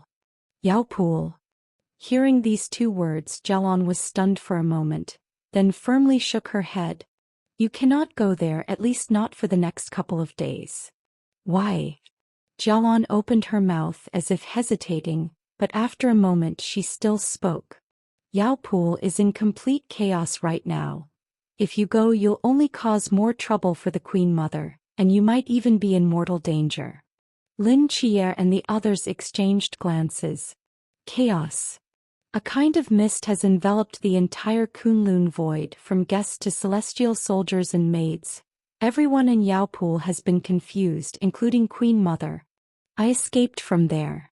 Indeed, the real Kujuan had already set his sights on the great Xia god. Hearing this, Lin Chia knew his guess was correct. He quickly asked, when did this happen? 6 days ago. So the entire Yaopool has fallen? How did you escape? Yen Zhong asked curiously. Jialon was silent for a moment, then said, when Queen Mother first discovered something was wrong, only I and another maid, Jiangzhu, were serving by her side, so only the 3 of us in the entire Yaopool could be completely trusted. Afterwards, as if the Queen Mother had guessed something, she took me and Sister Jiangzhu directly into the pill room and gave us the immortality pill jar and the immortal pill jar respectively. She told us to protect them at all costs, and if someone tried to take them by force, we should destroy them rather than let them fall into others' hands. We were also warned not to eat them because even if swallowed, these 2 pills wouldn't disappear. They could still be retrieved even if a person was burned to ashes. After that, she used a secret technique to send us out of Yaopool, and arranged to meet again in 10 days, saying that within 10 days she would resolve everything. After leaving Yaopool to disperse the risk, Sister Jiangzhu and I went separate ways. She went to Magadha country on the other side while I entered the Great Han Dynasty. During these 6 days I've been hiding in different places under a false identity. But every 2 days a group of monsters would find me, and each time their numbers increased. The first time there were only dozens, the second time there were over 100. My power was exhausted and I was seriously injured. I barely escaped from the second attack, but later collapsed in the snow due to exhaustion. When I woke up, I had been taken to Qingshan County. Hearing this, Lin Chia roughly understood the cause and effect of the situation. When the Queen Mother discovered Yaopool was under attack, her first reaction was to send the immortality pill and immortal pill into the mortal world, which shows how important these 2 items are. And after that, it became difficult to distinguish between real and fake people in Yaopool. Apart from Jialon, Jiangzhu, and the Queen Mother, no one else should know that these 2 jars of pills are no longer in Yaopool. The current situation is that Lin Chia has already given the immortal pill to Jialon to consume, so it's probably impossible to return it. After returning to Yaopool, the Queen Mother wouldn't really burn Jialon to retrieve the immortal pill from her body, would she? If that were to happen, whether from a personal emotional perspective or from a causal change perspective, Lin Chia would never allow it to happen. Sounds like a big problem. Yen Zhong thoughtfully looked at Lin Chia. Are you confident? Yes, Lin Chia calmly replied. My ability can distinguish between true and false. If we intervene, we can solve many difficulties. You still want to go to Yaopool? Seeing that her words hadn't discouraged everyone, Jialon hurriedly spoke. It's impossible. You're ultimately just humans. When the mist covered Kunlun Void, there were several major gods visiting Yaopool, plus the Queen Mother. You're going to your deaths. Let's follow the Queen Mother's instructions and go in 4 days later. Don't worry, Miss Jalon, Chloe smiled. We have experience dealing with that thing, and besides, we are also very strong. But we're still at least 2 days' journey from Kunlun Mountain. By the time we get there, perhaps everything will be over. Ujia asked. Lin Chia frowned in thought. The 10-day deadline set by the Queen Mother should be the maximum time needed to stabilize Yaopool. If they want to help, they should reach Yaopool as soon as possible. His gaze passed through the lifted curtain and fell on the carriage in front. Noticing Lin Chia's gaze, Chloe and the others suddenly shuddered and tentatively asked. You're not thinking of... We have no choice, Lin Chia reassured them. Everyone bear with it, we'll arrive soon. Everyone's faces instantly turned ashen, except for Jalon, who still sat confused in the corner, not knowing what was happening. Lin Chia stopped the carriage, went to Hua Tsubing's carriage and said something, then they directly unhitched the horses that had just been replaced at the front of the carriage, leaving only 2 carriages standing alone in the wilderness. What are you doing? Yen Zhong asked in confusion, seeing the horses he had just bought being released. Lin Chia patted his shoulder and said meaningfully, We're afraid the horses can't handle it. Flying at high altitude in this temperature, they would freeze to death before reaching Kunlun Mountain. Rather than that, it's better to release them. If they would freeze to death, what about us?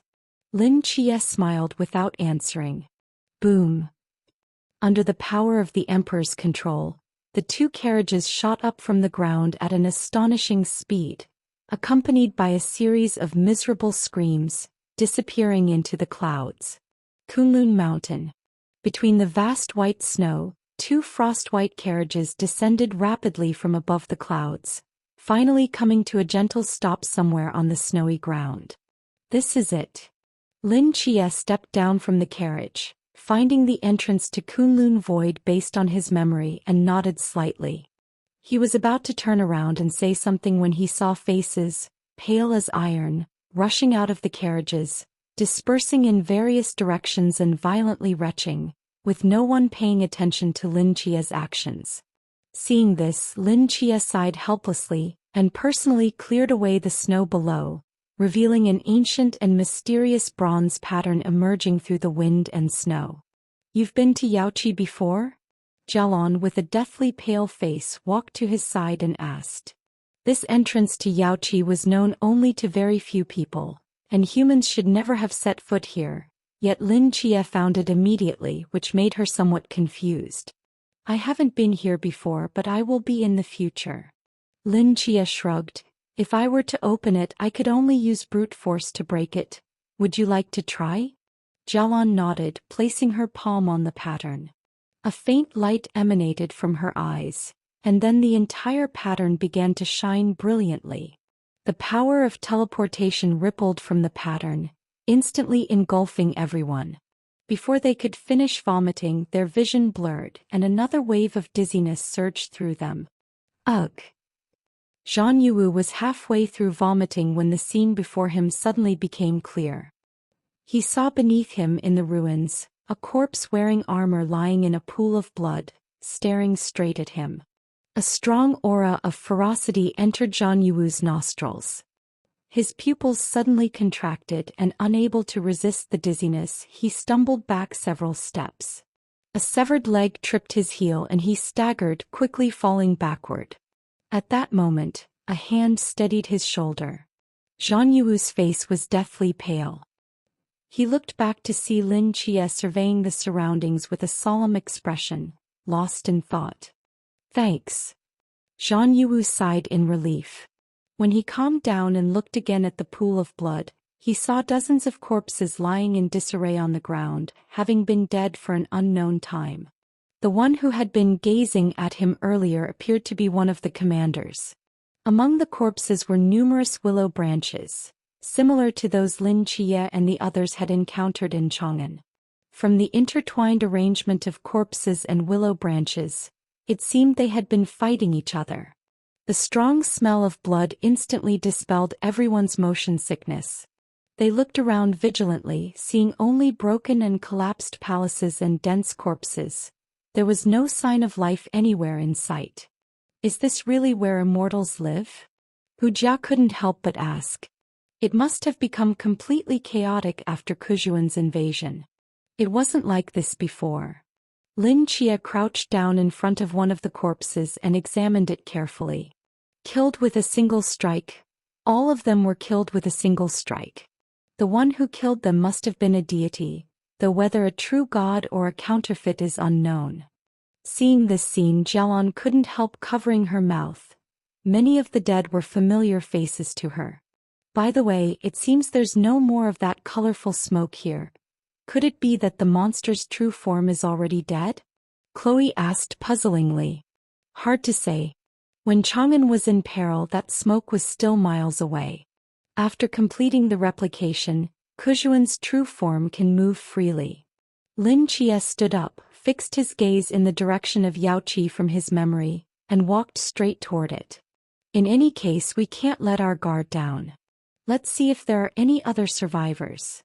Everyone followed behind Lin Chia, moving gradually toward Yao Qi, but all they could see were corpses and willow branches, and even some fragments of magical treasures that had been damaged beyond recognition. The current Kunlun void had completely turned into ruins, with no trace of the ethereal immortal atmosphere Lin Chia had seen before. So this is the truth of the bloodbath at Yao Qi that Yang Jian spoke of, Lin Chia murmured, recalling what Yang Jian's remnant had told him about Yao Qi's past.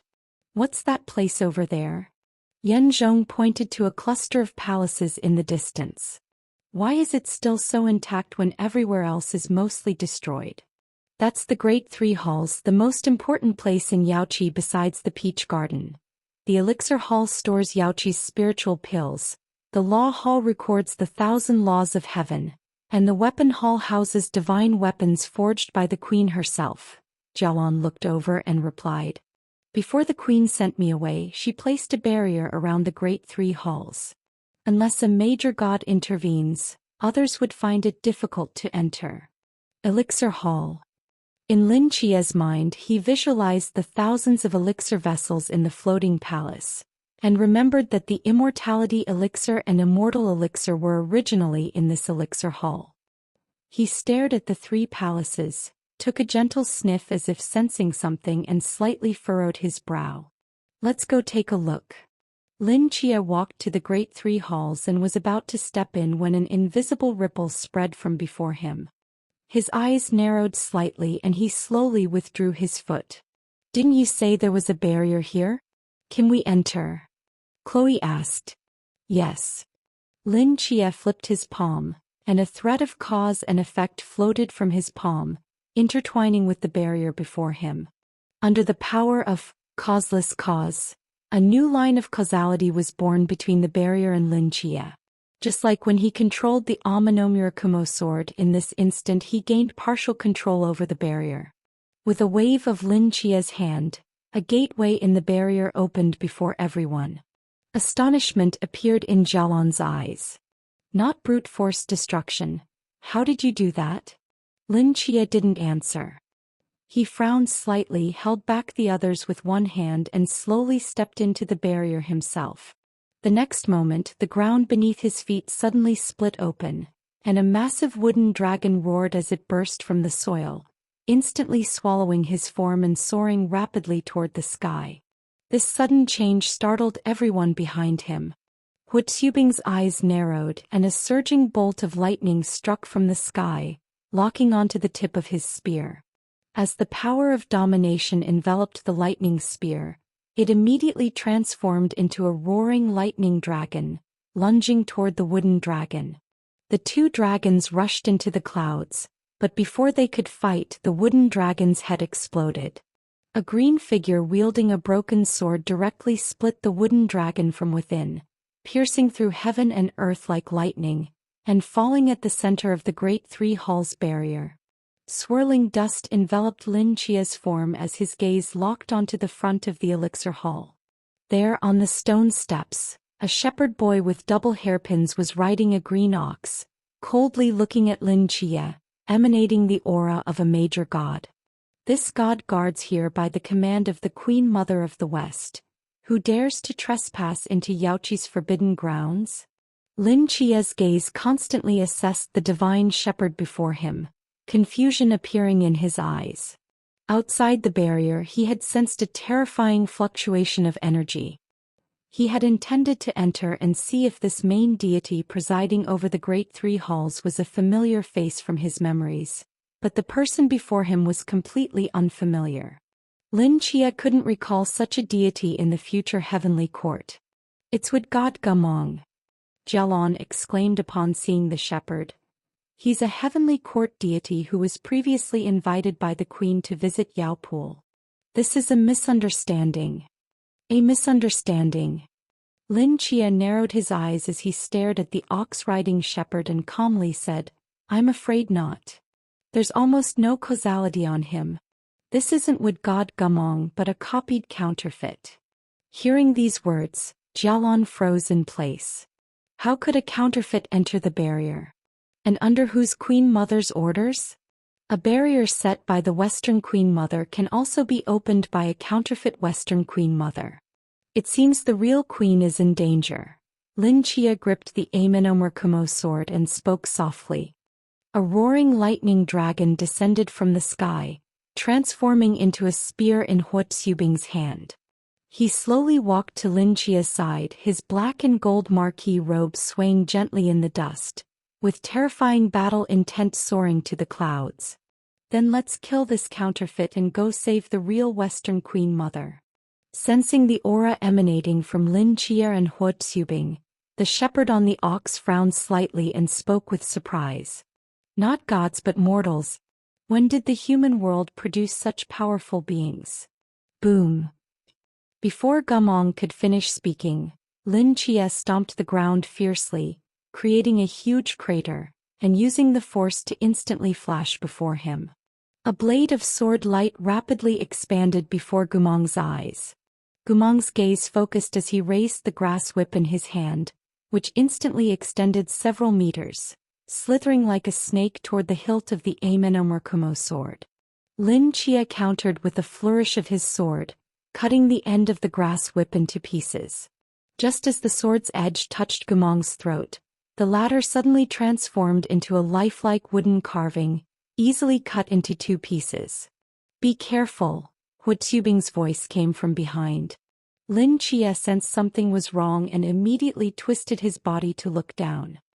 He saw the blue ox beneath the wooden carving rapidly expanding, with hundreds of wooden hands growing from the ox's back, reaching for Lin Chia's body in midair. Flashing sword light cut through numerous wooden hands, with flying fragments obscuring the sky. At that moment the scattered wooden chips rapidly condensed, forming a ferocious ox head that violently bit into Lin Chia's back. Fresh blood seeped from Lin Chia's wound, but it couldn't penetrate his body completely. He frowned and with the arm caught in the ox head's mouth, he grabbed its jaw while his other hand dug into its eye. Surging power rolled forth as he forcefully tore the ox head in half. Lin Chia's figure landed on the ground, but before he could steady himself, a green light appeared behind him. The shepherd, holding his grass whip with a solemn expression, lightly pressed his right hand toward Lin Chia's shoulder. As that childlike palm touched Lin Chia's skin, a green light penetrated into his body, but with a flash of radiance, those green lights all disappeared without a trace. The shepherd froze in place. Primordial spirit body. How is this possible? Lin Chia's gaze sharpened as a thread of causality followed that palm into the shepherd's body. He spoke in a deep voice. "I return my wound to you." Bang. The shepherd's back suddenly burst with several bloody wounds as if bitten by some wild beast. At the same time the wound left on Lin Chia by the ox head completely disappeared. Under the power of predetermined outcome, Lin Chia transferred the outcome of his injury through that thread to the shepherd's body. Simultaneously, a roaring lightning dragon broke through the air. The shepherd frowned, about to dodge, but was locked in place by Lin Chia's hand. The next moment, surging lightning engulfed both Lin Chia and the shepherd. A spear light pierced through the shepherd's back, stopping abruptly in midair just before it could pierce Lin Chia's chest. Puff! The shepherd spat out a mouthful of blood, his face turning pale. He looked down at his chest to see a hideous bloody hole that had torn through his heart. Half of his body had been blasted away by Hua Tsubing's attack, but as strands of green light circulated within his body, he was regenerating at an astonishing speed. As the springwood deity who governed the growth of all things, his vitality was incredibly abundant, and his healing speed was even faster than in Qingyu's. "Krong, what are you waiting for?" the shepherd roared. Lin Chia's eyes contracted slightly, and then, as if sensing something, his form transformed into a rainbow of light, rapidly retreating. Crackle! The flying wooden chips simultaneously ignited, and the dancing flames gathered together, vaguely outlining the figure of a tall man. Primordial spirit body. How could it be here? Zhurong, who walked out from the flames, frowned as he looked at Lin Chia, his eyes full of confusion. This is bad. There was another deity hiding here? Zhang Yuwu's expression immediately became grave upon seeing this. Spring wood god Gumong and summer fire god Zhurong stood side by side on the steps before the cinnabar hall. The auras of the two main deities overlapped, making it difficult for everyone to breathe. Indeed, the great Xia gods of this era are very different from the future. Lin Chia thought to himself as he looked at these two unfamiliar divine figures. Is he fake too?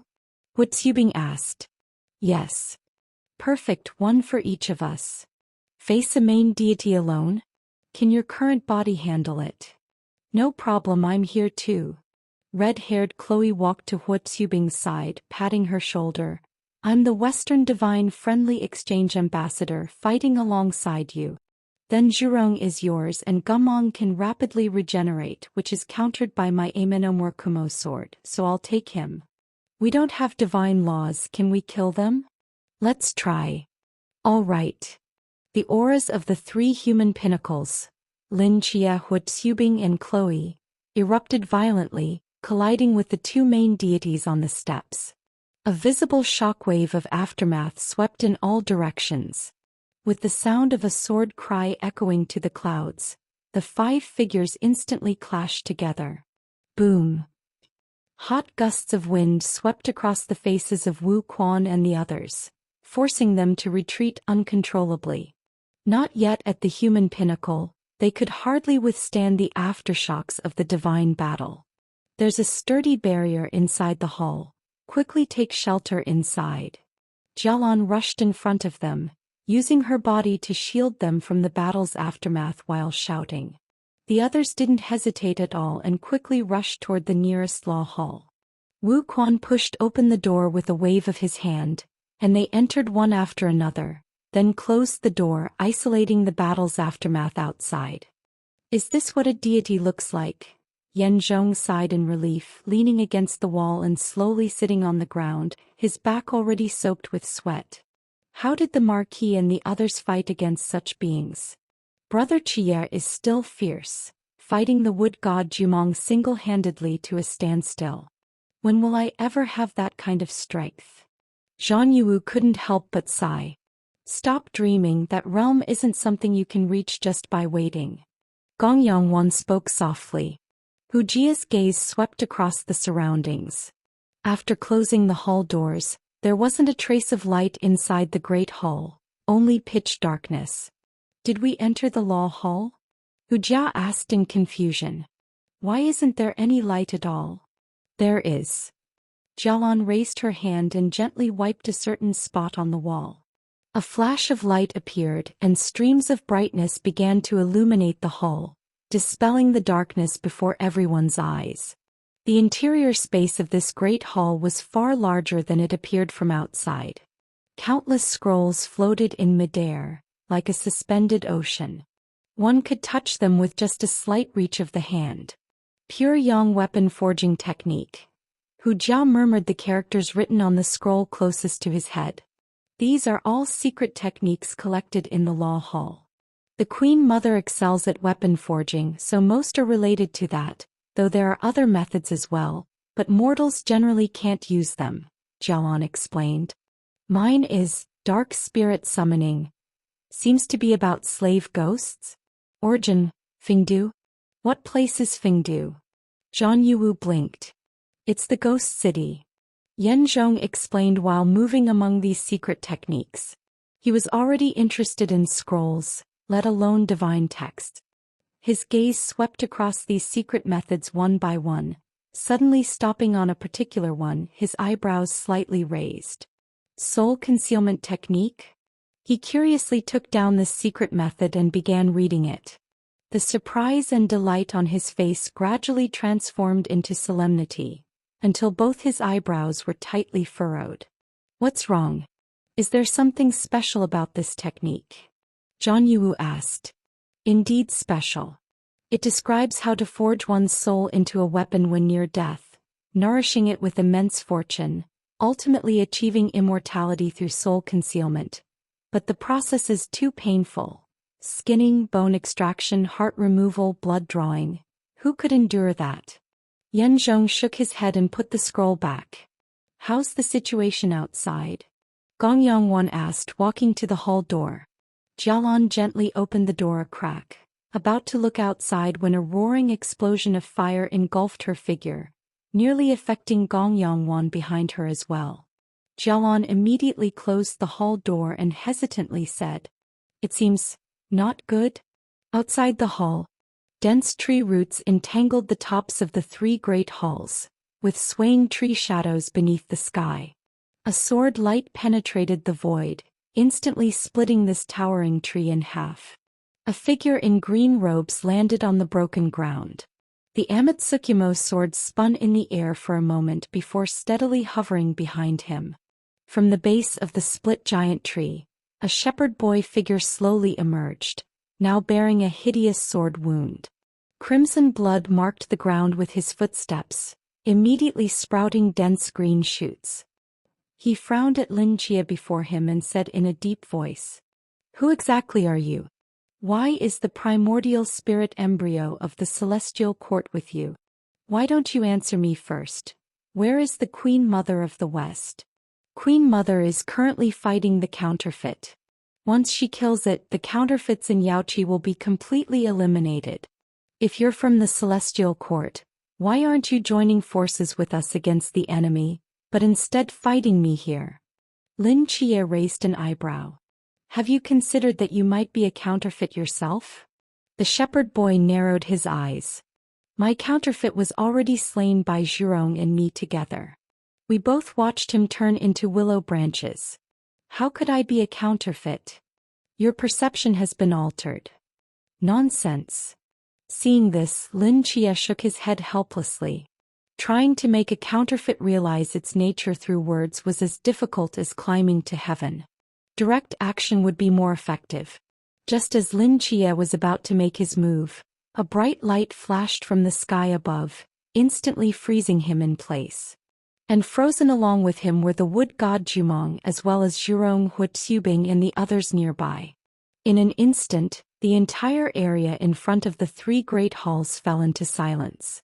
That was. Lin Chia's pupils contracted slightly. In the sky, a massive mirror surface appeared, clearly reflecting the figures of everyone below. A beautiful woman wearing a gold-threaded purple robe walked out from the mirror. Queen Mother of the West?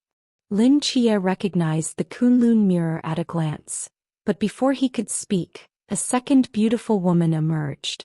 Two Queen Mothers stood side by side beneath the Kunlun mirror, looking down at the Cinnabar Hall and Lin Chia's group, their beautiful eyes narrowing. What's going on? Why aren't they fighting each other? Chloe asked in surprise. Huotsubing frowned at the two figures in the sky, lost in thought. Queen Mother. These people have charged into the Cinnabar Hall and battled with us. We don't know their intentions, Jumong reported, unable to distinguish which was the real Queen Mother.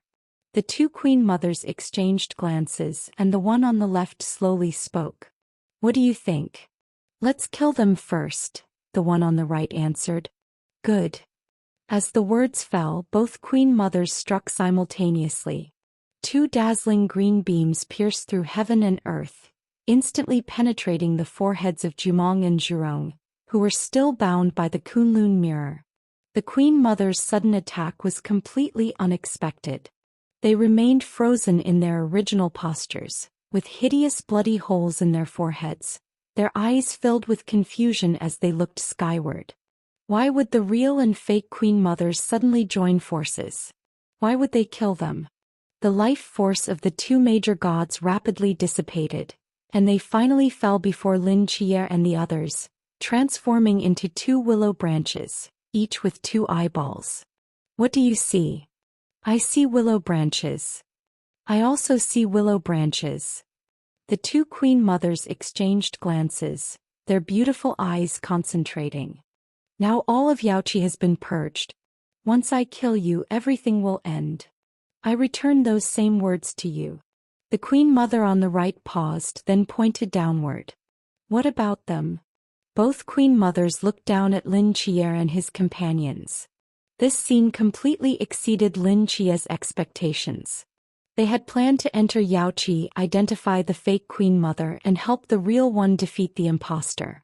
But they never imagined that both the real and fake queen mothers would join forces and appear before them in such harmony. This junior Lin Jie pays respects to the queen mother. Lin Jie spoke with an odd expression. Now I understand the situation that Lin Jie is facing. After the colorful mist descended, the queen mother of the West realized that identical copies had appeared in Yaoqi. After testing, she discovered there was no way to distinguish between the real and fake versions, as they were completely mixed among the deities of Yaoqi. To prevent the counterfeit deities from escaping Yaoqi and infiltrating the celestial court, which would cause greater trouble, and also to protect the immortality pill, the Queen Mother simply decided to purge Yaoqi completely, killing all deities enveloped by the mist, regardless of whether they were real or fake. This way she could completely eliminate the disaster within Yaoqi. So she sent Jialon and Jiangzhu away, agreeing on a 10-day deadline, because in her calculation, it would take at most 10 days to kill everyone in the entire Yaoqi. However, during this process she inevitably encountered her own counterfeit. Since the counterfeit possessed the same personality and thought process as the Queen Mother, both wanting to protect the celestial court and the immortality pill, the counterfeit would certainly agree to clear Yaoqi first, which led to the scene just now where they joined forces to kill Gomong and Zhurong. How ruthless! Lin Jie couldn't help thinking as he looked at the two Queen Mothers in the sky. Her own territory, her own guards, her invited guests. She would purge them all without hesitation, not even sparing a single celestial crane, truly worthy of being the mother of all gods. A human intruding into Yaoqi, that's a first, the Queen Mother on the left slowly spoke. I saw them earlier, they seem to be trying to break into the pill palace. Are they here to steal the pill? If so, we might as well kill them too, the Queen Mother on the right nodded. Wait. Before the two Queen Mothers could act, the doors of the Law Palace swung open and Jialon hurriedly ran out, bowing to the two Queen Mothers. Your Majesty. They are not bad people. They came specifically to help you. Jialon, didn't I tell you to come back after 4 days? Seeing Jialon's sudden appearance, both Queen Mothers frowned simultaneously. Jialon spoke bitterly. Your Majesty, if not for their help, I would have been hunted down and killed yesterday. Hunted? Who wanted to kill you? Some disgusting-looking monsters. Lin Jie said they were followers of some Cthulhu deity, from the same source as the monster that attacked Yaoqi recently. The Queen Mother's gaze fell back on Lin Jie, examining him carefully as if pondering something. Seeing that the Queen Mother had set aside her killing intent, Lin Jie knew his opportunity had come. Taking a deep breath, he spoke seriously. Your Majesty, I can distinguish which of you is real. Hearing this, both Queen Mothers focused their gaze. Really? Really? Your Majesty, he is very capable, please believe him. Jialon strongly supported Lin Jie. The two queen mothers stared at Lin Chia half doubtful and asked, "Tell us, how will you distinguish? Please come forward, your majesties, so I can look carefully."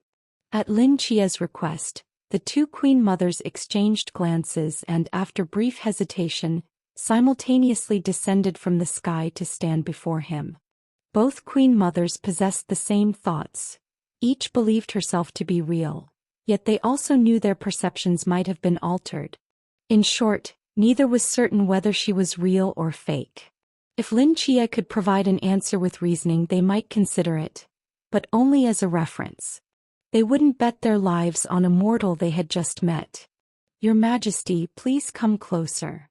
The queen mother frowned but still took 2 steps forward. Lin Chia thoughtfully stroked his chin, first walking to the queen mother on the left, carefully examining her, then frowning, he walked behind the queen mother on the right, circling and observing her. "What method do you actually have to distinguish?" The queen mother frowned, seeming somewhat displeased. "Your Majesty, I have something here, please look." Lin Chia placed his tightly clenched right hand between the two queen mothers. Just as they both turned their heads, his palms slowly opened. Swoosh! In that instant, a sword-light shot from Lin Chia's other hand, instantly piercing through the chest of the queen mother on the right. At such close range, even the queen mother couldn't react in time. They never imagined this mortal would dare to strike at them directly. "She's the fake," Lin Chia shouted. The queen mother on the left immediately reacted, pressing one hand in the air to first suppress the massive mirror in the sky.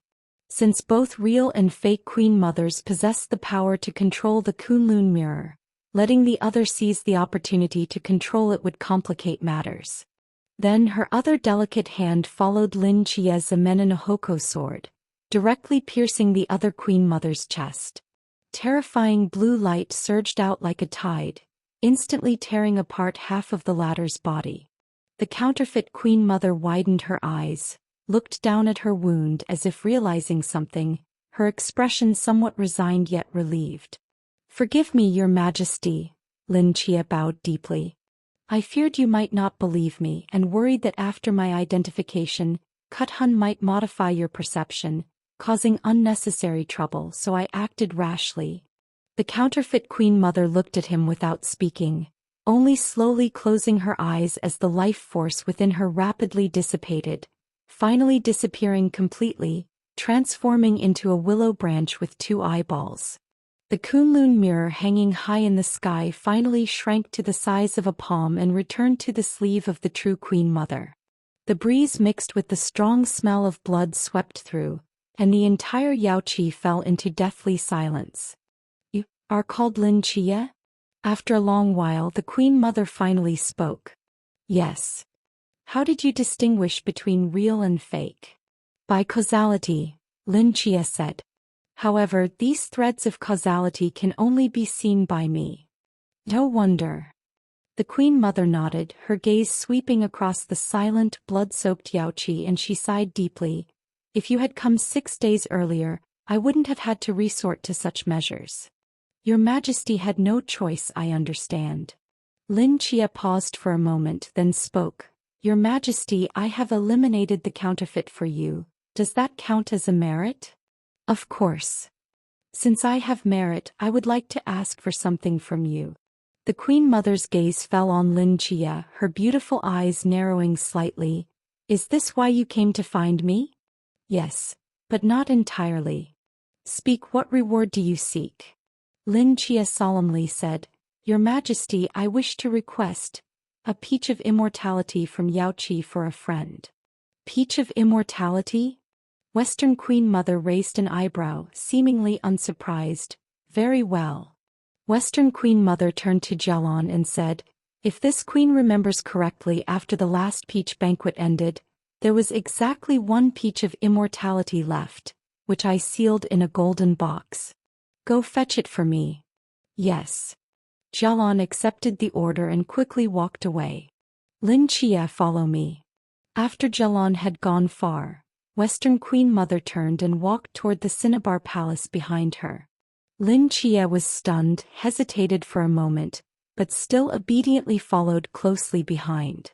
As Western Queen Mother waved her hand lightly, the doors of the Cinnabar Palace opened automatically. After the two entered one after another, the doors slowly closed, completely isolating them from the outside world. "Why all the secrecy?" Chloe said with a helpless shrug upon seeing this. Just as Yen Zhong was about to say something, a violent coughing sound came from behind. They turned to look and saw Marshal Hu doubled over in the ruins, coughing incessantly, with threads of crimson blood seeping through his fingers and dripping to the ground. Seeing this, Zhang Yuwu and Yen Zhong were greatly alarmed and immediately rushed forward to ask, "Marshal, you're injured?" Hu Xubing didn't answer. The color drained from his face, his skin turning deathly pale, and he looked indescribably haggard. His lifespan was already at its limit. The great battle with Zhurong had consumed too much of his energy, and now he could no longer use his power of domination to control his body, causing his long-suppressed illness to erupt. Wu Quan also hurriedly ran to Hu Xubing's side, but seeing the other's physical reaction he was first stunned, then seemed to realize something, his pupils contracting violently. Like Hu Xubing, he was also an emperor of domination. What Hu Xubing's current condition meant, others might not know, but he understood perfectly. The life of this champion marquis was coming to an end. "Snuffing. I suffered some internal injuries during the battle." Hu Xubing wiped the blood from the corner of his mouth and spoke weakly. "Marshal, we are after all mere mortals. How could we possibly defeat gods? Please don't be so reckless in the future." Zhang Yuwu earnestly advised. "You fool, what are you saying?" Yen Zhong glared at him fiercely. Zhang Yuwu also realized he had misspoken and immediately shut his mouth. "Impossible, huh?" Hu Xubing murmured, staring at the willow branch that had transformed from Zhurong's corpse, lost in thought. Inside the Cinnabar Palace. As the two entered, beams of light ignited throughout the palace.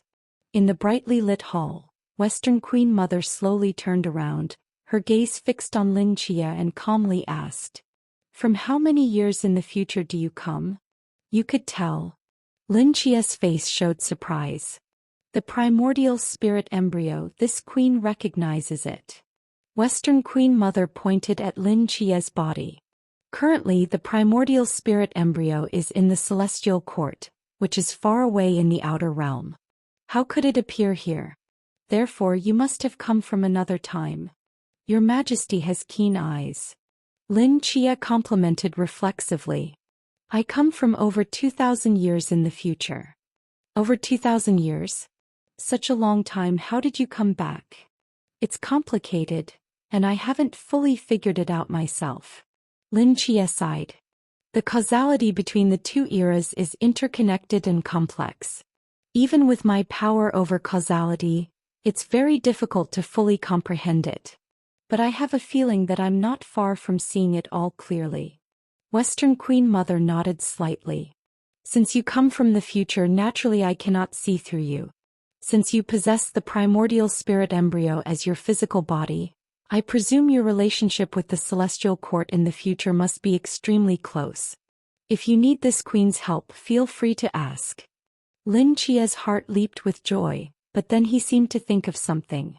"Just now, Your Majesty mentioned that the celestial court is in the outer realm?" "Correct."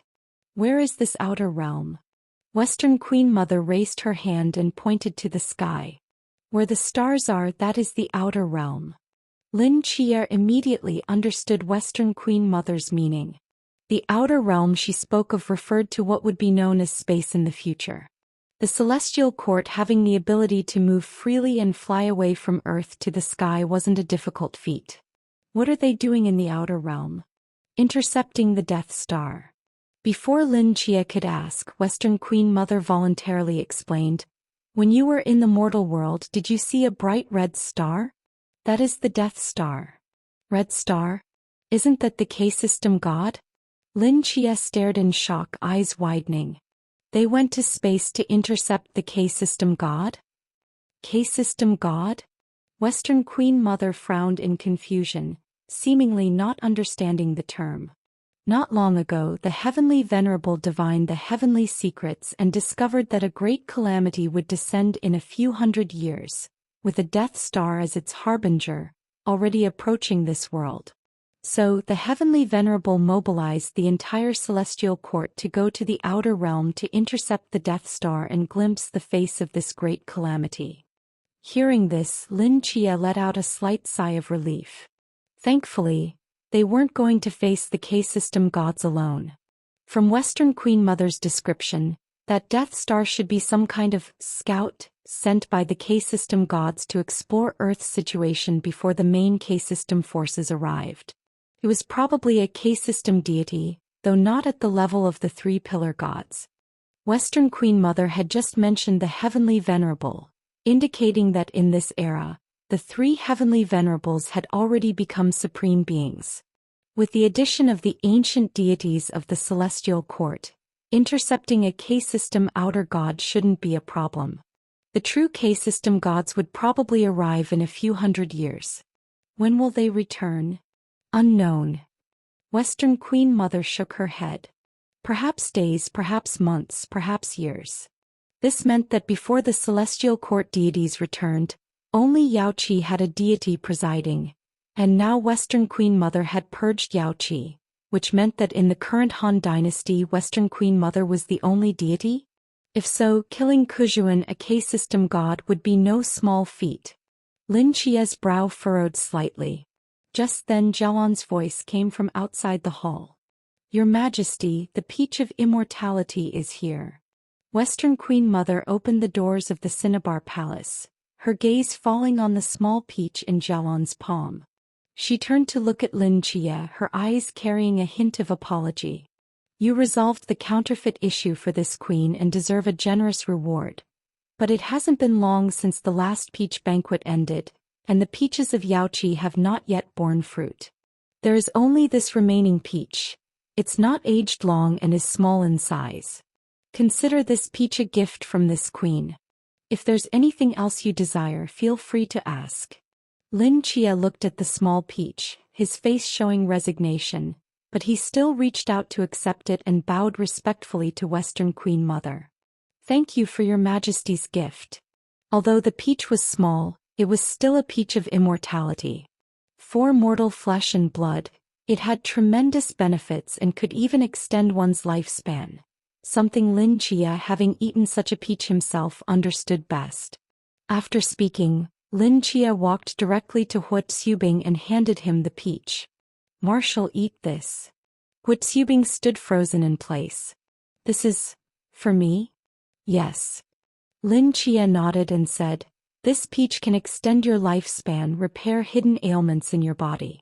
After eating it, you'll feel much better. Hu Xubing stared at Lin Chia for a long time, his expression incredibly complex. I am but a broken vessel.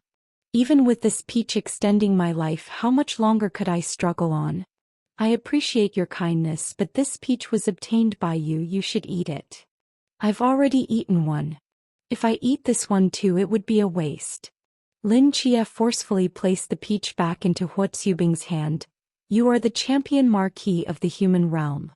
No one deserves this peach more than you. If you don't eat it, I'll destroy it right now. Under Lin Chia's persistent persuasion, Hu Xubing finally sighed and put the peach in his mouth. As the peach entered his body, color visibly returned to his pale, weak face. His life force, previously on the verge of withering, rapidly regenerated. Powerful waves of spiritual energy surged from within him, and his eyes once again shone with vitality. My lord, please sit in meditation. I will stand guard for you. Lin Chia's voice sounded beside Hu Xubing's ear. Surging power rolled within Hu Xubing's body. He closed his eyes tightly, immediately sat cross-legged on the ground, and concentrated fully on absorbing the essence of the peach. His spiritual power, already at the ceiling of human capability, began to grow once more. Sensing the changes in Hu Xubing, the others' faces showed expressions of shock. They hadn't expected that the peach contained such terrifying power. What an amazing peach! Chloe's eyes widened. Is this the mysterious power from the east? Absorbing the peach was a lengthy process. According to Lin Chia's estimate, it would take Hu Tsubing about half a day to fully absorb it. Although this peach couldn't make him a god, it should be enough to extend his lifespan. Theoretically, one peach would be enough to extend an ordinary person's life by several decades. But for the Emperor of Domination, this effect would likely be greatly reduced. Exactly how much longer it could extend his life, perhaps only Hu Tsubing himself would know. Jialon, where is the immortality pill? Just then, the Queen Mother of the West turned to Jialon and asked. Jialon, Large beads of sweat formed on her forehead and she suddenly became tense. She knew this day would eventually come. Seeing Jialon's reaction, the Queen Mother narrowed her eyes. She reached out her hand and a white pill container automatically flew out from Jialon's sleeve and landed in her palm. The Queen Mother opened the container and looked inside. Her expression immediately darkened. Where is the immortality pill? Just as Jialon was at a loss for words, a voice came from behind her. Your Majesty, the immortality pill. I had her eat it. The Queen Mother frowned and looked over to see Lin Chia in his blue robe calmly walking in front of Jialon, speaking respectfully. Ate it. The Queen Mother's voice grew low.